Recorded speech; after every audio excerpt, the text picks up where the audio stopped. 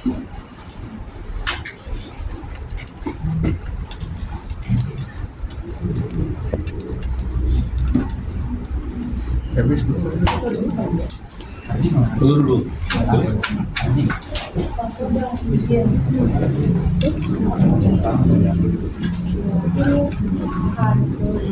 Kamera gue udah mati.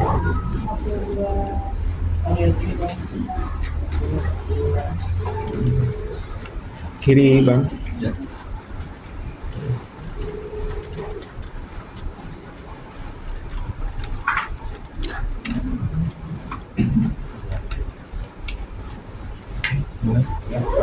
Ya. Ya bang. Oke. Ya. Assalamualaikum warahmatullahi wabarakatuh. Alhamdulillah hari ini kita dipertemukan kembali di Istana Al-Barkat Oriental Campus. Terima kasih untuk Bro Bapak Attaul Karim atas tempat yang disediakan. Dan agenda kita hari ini adalah menyampaikan informasi penting terkait perkara hak cipta antara Arif Bias vs Agnes Mo yang sudah berlangsung selama hampir 1,5 tahun, yang nanti akan disampaikan oleh Bang Minola, kuasa hukum saya. Sebelum itu saya ingin mengucapkan terima kasih pertama kepada kuasa hukum saya, Bapak Dr. Minola Sebayang SHMH dan MS Law Firm yang telah mendampingi saya selama 1,5 tahun ini. Yang kedua, terima kasih saya kepada Aksi yang konsisten mendukung dan mengawal para pencipta lagu, pejuang-pejuang hak cipta. Ketua Umum hadir di sini Mas Pio, terima kasih Mas, dan Sekjen Aksi Mas Badai, terima kasih. Dan rekan-rekan dari pencipta lagu, anggota Aksi lain, dan juga pembina Mas Ahmad Dhani yang kebetulan berhalangan hadir hari ini. Dan yang ketiga, kepada Komisioner RMKN Bapak Juni Mukhtar sebagai saksi fakta di persidangan kemarin. Yang keempat, untuk Prof. Agus Sarjono yang kemarin menjadi saksi ahli dalam persidangan. Dan tak lupa terima kasih untuk para wartawan yang telah mengawal dan memberitakan ini secara apa adanya kepada pemirsa. Dan yang terakhir, kepada netizen yang selama ini menghujat saya sebagai pencipta lagu. Jadi ini bukan soal senggol-menyenggol, ini bukan soal pansos, ini bukan soal kalah judi, terlilit hutang atau beras habis segala macam. Ini adalah murni tentang seorang pencipta lagu yang berjuang mendapatkan haknya atas lagu yang dia ciptakan. Sekian dari saya, terima kasih. Assalamualaikum warahmatullahi wabarakatuh. Selanjutnya saya serahkan Bang Hino. Ya. Terima kasih Mas Ari yang sudah mempercayakan kepada saya dan tim untuk menangani perkara yang memperjuangkan haknya Mas Ari Bias sebagai komposer, ya, atas lagu yang berjudul Bilang Saja, ya. Dan juga tentunya terima kasih kepada teman-teman dari Aksi, ada Mas Piu, ada Badai yang terus konsisten memberikan support kepada anggotanya, para komposer, dan juga kepada upaya-upaya hukum yang dilakukan oleh para anggotanya, ya. Jadi teman-teman pasti sudah pernah memberitakan dan meliput, masyarakat juga sudah pernah mengetahui dan tentu ingin tahu apa hasil dari perjuangan atas penggunaan lagu Bilang Saja dalam live konser yang dilakukan 3 kali berturut-turut oleh Agnes Mo selaku penyanyi, ya. Jadi di awal upaya hukum ini dilakukan memang terjadi dualisme pemikiran dan dualisme pendapat hukum, ya. Mayoritas komposer, mayoritas aktivis dunia rekaman atau live musik itu berpendapat bahwa yang bertanggung jawab untuk meminta izin penggunaan lagu kepada komposer atas live konser itu adalah IO atau penyelenggara, yang menjadi landasan pemikiran tersebut karena itu adalah kebiasaan yang dilakukan selama ini. Saya ulangi, adalah kebiasaan yang dilakukan selama ini. Saya berpendapat dengan tim di sini, kalau kita melihat ketentuan yang diatur oleh Undang-Undang Hak Cipta, maka yang bertanggung jawab untuk memintakan izin atas penggunaan lagu dalam live konser itu adalah penyanyinya, ya, bukan IO. Pendapat ini tidak populer, ya, sehingga banyak ditentang, banyak disindir, banyak dicemooh, ya.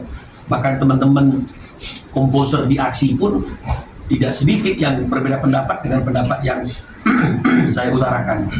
Tapi pada kesempatan siang hari ini saya ingin menyampaikan bahwa kebiasaan yang dilakukan itu bukanlah satu aturan, ya, bukan berarti menjadi benar kalau itu adalah suatu kebiasaan. Karena kalau misalnya kita membenarkan kebiasaan itu sebagai suatu hal yang sesuai dengan apa yang seharusnya dilakukan, maka kebiasaan-kebiasaan yang bertentangan dengan undang-undang dikhawatirkan juga akan menjadi suatu kebiasaan yang dianggap itu benar dan menyimpang dari undang-undang, ya. Jadi inilah yang menjadi konteks pertarungan dan perjuangan yang kami lakukan, apalagi ketika kami mengajukan gugatan itu, yang kita gugat itu adalah penyanyinya, ya, bukan penyelenggaranya. Yang kita laporkan di Barreskrim penyanyinya, bukan penyelenggaranya, ya. Dan dalam argumentasi hukum yang kita sampaikan dalam persidangan, kita katakan bahwa pengguna itu sesuai dengan pasal 1 angka 6 Undang-Undang Hak Cipta adalah orang yang menggunakan satu karya cipta. Dan kalau merujuk hal seperti itu, maka yang memang harus bertanggung jawab di luar kebiasaan yang berlaku secara undang-undang itu adalah penyanyinya, bukan penyelenggaranya atau IO-nya. Ya, karena penyelenggara atau IO, kalau kita lihat secara terminologis, apa sih IO itu? IO itu adalah sekumpulan orang profesional yang membantu untuk mempersiapkan atau menyelenggarakan suatu kegiatan. Ya, bisa saja menyelenggarakan kegiatan konser. Ada keuntungan? Ya, jelas mana ada profesi yang melakukan pekerjaan tidak ada keuntungan. Tapi kalau kita merujuk kepada Undang-Undang Hak Cipta tentang izin penggunaan lagu atas sebuah konser, maka yang berkewajiban untuk memintakan izin itu adalah penyanyinya, bukan IO-nya atau penyelenggaranya. Ya, meskipun bisa-bisa saja, ya, untuk membantu penyanyinya atau manajemen penyanyinya dan memudahkan pekerjaan penyanyi dalam memintakan izin itu, dia meminta bantu kepada IO untuk melakukan hal itu, ya, secara subrogasi atau delegasi, apapun namanya. Tolong dong, saya mau bawakan lagu ini, penciptanya ini tolong dihubungi, mintakan izin dan sebagainya, atau ke LMK dan sebagainya. Tapi bukan berarti langsung kewajiban itu bergeser dari kewajiban penyanyi sebagai pengguna karya cipta itu dan mempertunjukkan karya cipta tersebut menjadi kewajiban daripada IO, ya. Dan itu terbukti, ya, dengan adanya perkara Ari Dias melawan Agnes Mo atas penggunaan lagu Bilang Saja tersebut, karena Majelis Hakim Pengadilan Niaga Jakarta Pusat yang memutus perkara ini pada tanggal 30 Januari yang lalu sudah mengeluarkan keputusan, ya, yang amar putusannya saya tidak bacakan seluruhnya, tapi intinya adalah menyatakan tergugat telah melakukan pelanggaran hak cipta karena telah menggunakan secara komersil lagu ciptaan penggugat Bilang Saja pada 3 konser tanpa izin penggugat selaku pencipta. Jadi tergugatnya adalah Agnes Mo, ya. Ketiga, menghukum tergugat membayar denda kerugian secara tunai akibat menggunakan lagu ciptaan penggugat tersebut secara komersil tanpa izin sebesar 1.500.000.000 rupiah kepada penggugat dengan perincian sebagai berikut. Konser tanggal 25 Mei 2023 di W Super Club Surabaya 500 juta. Konser tanggal 26 Mei 2023 di Edge Club Jakarta 500 juta. Konser tanggal 27 Mei 2023 di W Super Club Bandung 500 juta. Total 1,5 miliar. Jadi ini juga menjadi perdebatan. Orang bertanya, kenapa denda satu kali pelanggaran 500 juta? Dari mana hitung-hitungannya? Saya sampaikan, karena memang itu diatur dalam pasal 113 Undang-Undang Hak Cipta. Atas pelanggaran pasal 9 itu, dendanya adalah 500 juta yang tidak minta izin itu. Orang-orang berkata lagi, itu kan denda untuk jika ada perbuatan pidana. Tapi saya mau sampaikan, tidak ada perhitungan yang pas atas kerugian pencipta itu kalau misalnya kita berlandaskannya itu landasan-landasan dari perhitungan kita sendiri, berlandaskan dari asumsi kita sendiri. Maka saya tetap bersikukuh untuk merefer apa yang disampaikan oleh undang-undang denda 500 juta itu adalah yang paling tepat. Karena itu pasti sudah melalui proses persidangan di DPR oleh pembentuk undang-undang tersebut dan beranggapan setiap kali pelanggaran itu layaklah si pelanggar itu diberikan denda 500 juta kepada pencipta. Dan itu sudah terbukti apa yang kami sampaikan dalam gugatan kami, apa yang kami ajukan dalam persidangan itu diterima oleh hakim. Ya. Jadi ini membuat sebenarnya sudah tidak perlu ada perdebatan lagi tentang siapa yang harus meminta izin, karena dari putusan ini jelas yang meminta izin itu adalah penyanyi yang menggunakan lagu dari pencipta, bukan IO. Dan itu sejalan pula dengan pertimbangan hakim di dalam halaman 69 dari 74 halaman yang saya kutip, menimbang bahwa berdasarkan pasal 1 ayat 6 Undang-Undang Nomor 28 Tahun 2014 tentang hak cipta di atas, arti dari pelaku pertunjukan yang dimaksud adalah seseorang atau beberapa orang yang menggunakan karya cipta. Ya. Jadi jelas IO tidak akan menggunakan karya cipta. IO hanya orang yang membantu mempersiapkan seorang penyanyi mempertunjukkan karya cipta. Kalaupun misalnya penyelenggara IO atau apapun namanya mengadakan konser untuk mencari keuntungan, tetap dia di luar orang yang menggunakan lagu. Yang menggunakan lagu tetap adalah penyanyinya. Ya, dan itu terlihat dalam pertimbangan hukum majelis hakim yang tentu mereka bersifat objektivitas. Ya, jadi ini mengikis semua opini, semua pendapat yang menyatakan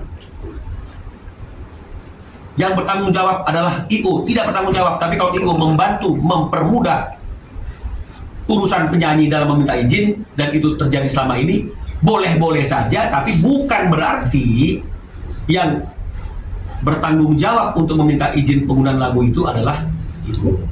Ya, jadi tolong kita luruskan pendapat yang selama ini dianggap benar.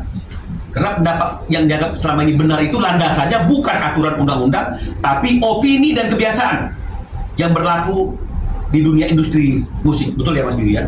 Kebiasaan ya, dan opini, tapi dia nggak benar. Tapi hari ini kita kembali kepada undang-undang bahwa yang meminta izin itu seyogianya adalah penyanyi yang mempertunjukkan karya cipta tersebut. Ya, jadi ini yang perlu kami sampaikan.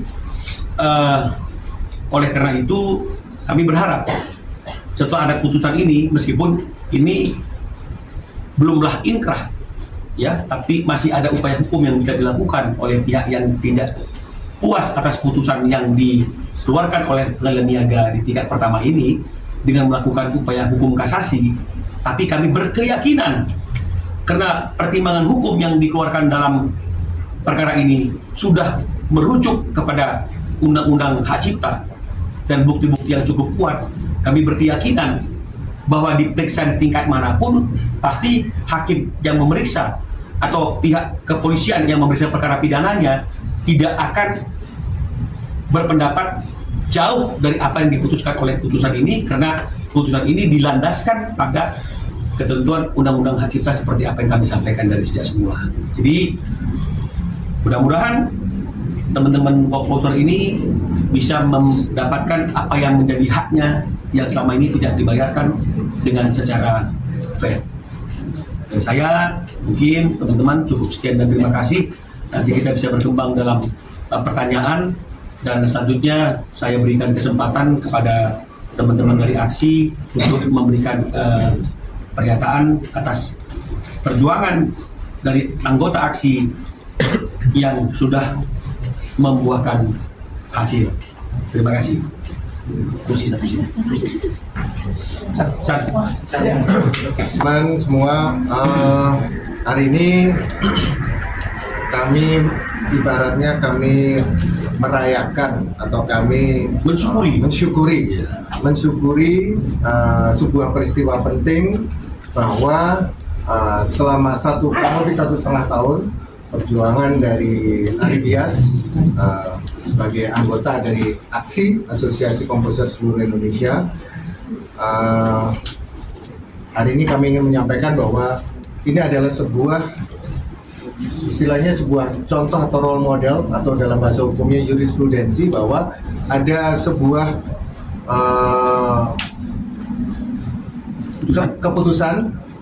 keputusan hukum yang sudah dilakukan dan memang menunjukkan bahwa para pencipta lagu ini atau komposer, terutama dari teman-teman yang tergabung dalam Asosiasi Komposer Seluruh Indonesia, sudah menunjukkan bahwa ini adalah benar, karya cipta adalah hak dari para pencipta, dan ini membantahkan pernyataan-pernyataan dari di luar sana, terutama dari LMKN yang pada tanggal 17 dan 19 Januari 2024, kalau saya tidak salah, itu menyampaikan bahwa pencipta lagu tidak boleh melakukan direct license, dan pencipta lagu tidak boleh untuk termasuk melakukan upaya hukum untuk memperjuangkan haknya. Itu termasuk salah satu di sana, dan ini membantah hal tersebut. Dan bagi kami dari AKSI, satu-satunya atau salah satu upaya dari kami adalah memperjuangkan direct license dengan kita sudah membangun sebuah tools atau sebuah perangkat atau sebuah sistem yang dinamakan digital direct license, yang nanti ini juga akan kami pergunakan sebagai sarana untuk mempermudah bagi para penyanyi dan juga penyelenggara acara untuk bisa memudahkan untuk meminta lisensi atau meminta izin kepada para pencipta lagu yang tergabung di dalam AKSI. Dan di sini kami juga menyampaikan bahwa tidak ada lagi bantahan, tidak ada lagi sebuah penolakan bahwa karya cipta itu bukan hak dari para pencipta.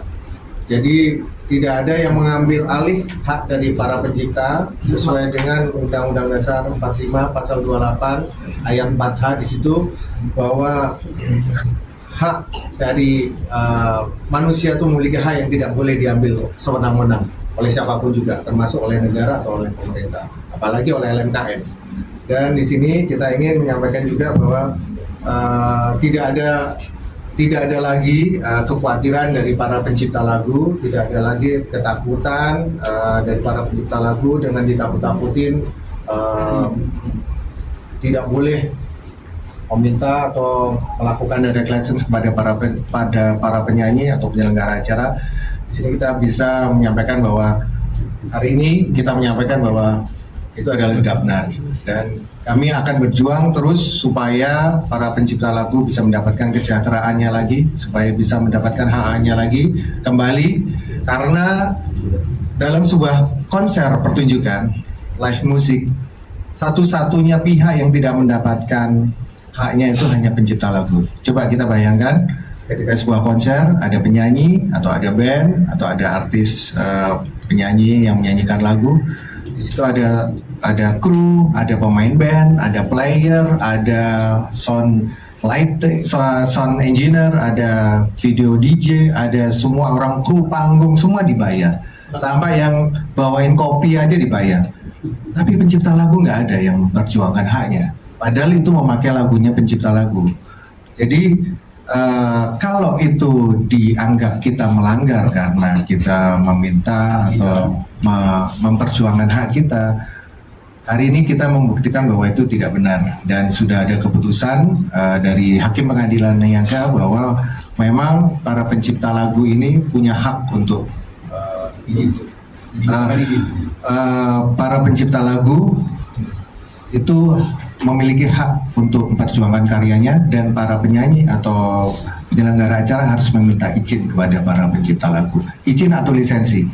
Ya, jadi di sini kita menyampaikan bahwa jangan sampai yang satu menimbun berlian karena dengan tiket konser yang mahal, dengan penyanyi yang bayarannya juga sampai ratusan juta, tapi yang satu mencari periuk nasi aja susah. Jadi di sini kita menyampaikan bahwa rasa berkeadilan, rasa kemanusiaan yang kita perjuangkan sudah berhasil dilaksanakan oleh Bang Minola Sebayang selaku kuasa hukum dari Aribias, dan Aribias juga sudah terus berjuang untuk memperjuangkan haknya, dan hari ini kita mencapai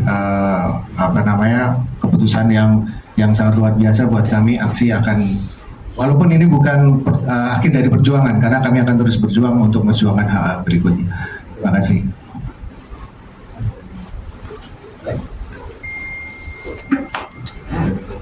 Ya, saya hanya menambahkan sedikit saja bahwa memang tadi sudah dikatakan oleh Ketua Umum Mas Piu bahwa ini adalah sebuah presiden yang sangat baik bagi perjuangan karya cipta di Indonesia.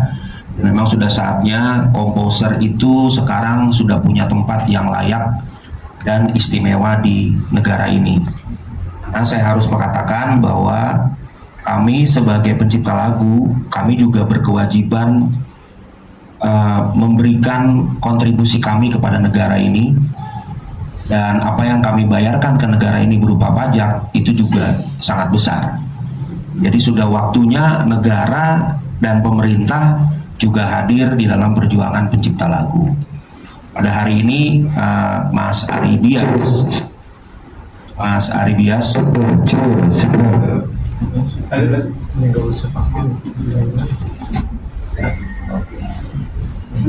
Aribias telah berjuang mati-matian selama 1,5 tahun bersama dengan Bang Minola Sebayang dan Aksi sebagai organisasi yang menaungi, dan saya sebagai sekjen turut berbangga hati dan bersyukur karena ini akan menjadi contoh untuk perjuangan para komposer yang lain.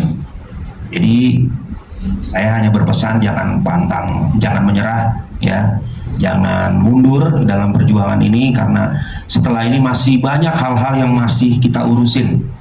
Setelah Aribias ini juga banyak hal-hal baik itu komposer di tahun 80-an, di tahun 70-an, di tahun 90-an, bahkan di tahun 2000-an itu juga harus kami perjuangkan juga, bukan demi selebrasi organisasi, tapi ini semata-mata demi keadilan bagi industri musik Indonesia. Itu aja dari saya. Terima kasih.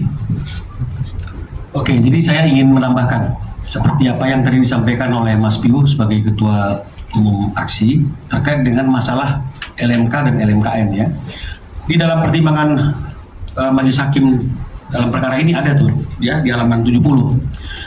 Menimbang bahwa terkait dengan izin lisensi di mana tergugat membantahnya dengan menyatakan setiap orang yang penggunaan secara komersil ciptaan dalam suatu pertunjukan tanpa meminta izin terlebih dahulu itu kepada pencipta dengan membayar imbalan kepada pencipta melalui lembaga manajemen kolektif. Jadi di sini seolah-olah masih ada pendapat yang mengatakan yang penting bayar nih kepada LMK, izin nggak perlu pada pencipta, ya. Jadi orang mungkin lupa bahwa pemilik kekayaan itu adalah pencipta, dan lembaga manajemen kolektif itu tugasnya adalah memungut dan mengelola, karena dia juga bisa melakukan hal itu juga karena ada kuasa dari komposer. Tanpa ada kuasa dari komposer maka mungkin dia bisa menagih itu, betul ya? Nah, jadi pertimbangan lebih lanjut dari Majelis Hakim itu mengatakan demikian. Menimbang, jadi ini pertimbangan hakim nih, bukan saya. Menimbang bahwa tugas LMKN hanya menarik royalti saja, tidak memberikan izin lisensi, di mana lembaga manajemen kolektif LMK bertugas untuk mengelola hak, untuk mengumumkan. Jadi LMK memberikan izin atas penggunaan lagu-lagu untuk keperluan hak mengumumkan dan seterusnya, dan itu demi kepentingan daripada pencipta si pemilik kekayaan. Jadi artinya tidaklah hak-hak komposer itu hilang dengan mereka memberikan kuasa kepada LMK agar LMK melakukan bantuan kepada komposer agar lebih tertib dalam pengumpulan, pengelolaan, dan pendistribusian. Nggak mungkin hak LMK itu lebih di atas daripada hak komposer. Jadi dalam pertimbangan hukum hakim ini jelas tergambar mengenai masalah tersebut. Jadi saya kira ini sudah terjawab Mas Piu tentang apa yang menjadi keresahan selama ini, karena ada dualisme pemikiran ini kemana nih, kepada pemegang hak cipta atau kepada penciptanya. Jadi sebenarnya yang memiliki otoritas tertinggi adalah penciptanya, karena kalau pemegang hak cipta kan itu atas dasar kuasa dan penunjukan daripada komposer itu sendiri. Jadi saya kira mudah-mudahan penjelasan ini cukup memberikan pemahaman yang lebih terkait dengan masalah selama 1 tahun lebih dengan lahirnya aksi, terjadi gonjang-ganjing ya antara para komposer ini tentang hak-hak daripada komposer. Saya kira seperti itu. Mungkin Mas Kosan mungkin ada yang mau ditambahkan? Maaf terlambat, macet. Oke, jujur pada hari ini saya sangat berbangga hati karena ternyata bahwa pencipta lagu atau pengarang lagu sudah mempunyai kesepakatan kepada pengadilan negeri atau negara, ya artinya bahwa memang benar adanya pencipta lagu atau pengarang lagu adalah mempunyai hak ekonomi dan juga terutama hak moral di dalam karyanya. Jadi buat saya pribadi dan juga mungkin teman-teman aksi, kemenangan Ari Bias ini yang tentunya kuasa hukumnya dari Dr. Minola dan juga Asosiasi Komposer Seluruh Indonesia, kemenangan Ari Bias ini menjadi kemenangan juga untuk para semua pencipta lagu dan pengarang lagu di seluruh Indonesia. Hidup pencipta lagu Indonesia. Terima kasih.